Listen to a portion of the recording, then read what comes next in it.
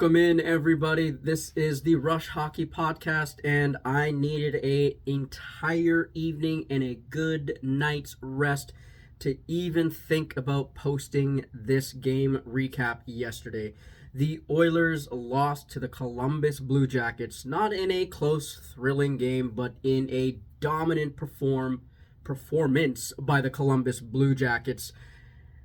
Kudos to them. We lost 6-1. The Oilers lost captain Connor McDavid in the first 30 seconds of the game to an apparent injury, and he may miss one game.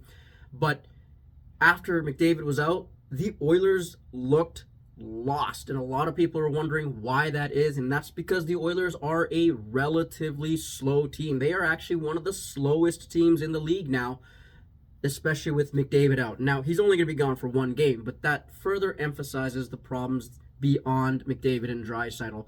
McDavid's speed and his ability to push the defensive team back and open up the space for his team makes it easier for them to make plays. But without McDavid, the team just gets exposed.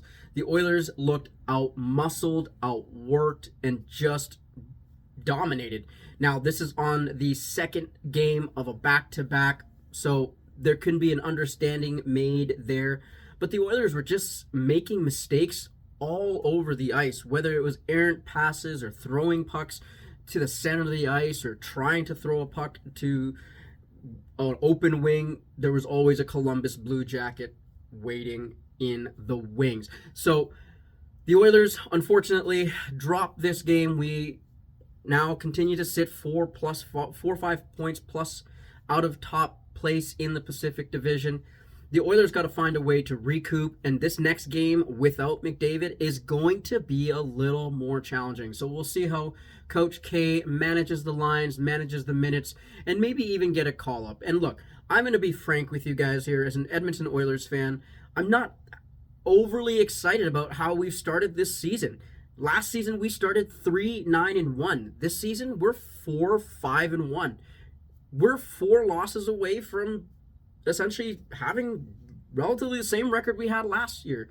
There's no guarantee that we're going to pop off 8 victories in a row or 15 or 16 victories in a row this year. So it's important and it's critical that the Oilers start locking in now. Do we need to find a way to overcome this Stanley Cup hangover that we've had? And on top of that, find a way to play maybe a different style game that doesn't involve the speed that we had last year.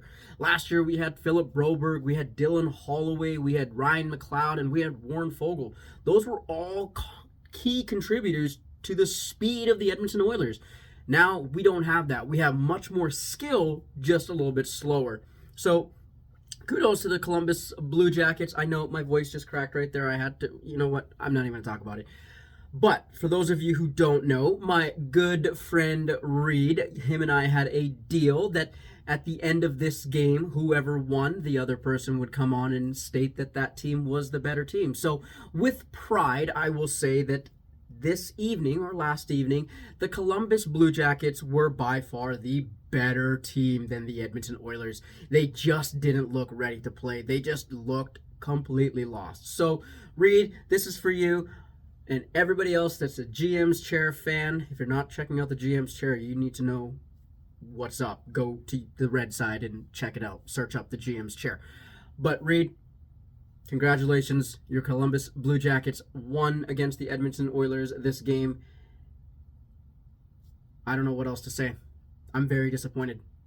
Something needs to change. The Oilers need to maybe look for another top 4 defenseman. But who knows?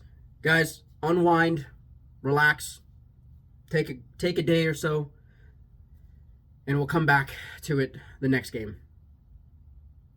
Thank you guys so much for all the likes, the shares, the subscribes, the follows, the views. I appreciate it all. Until next time, I'll catch you on the next video.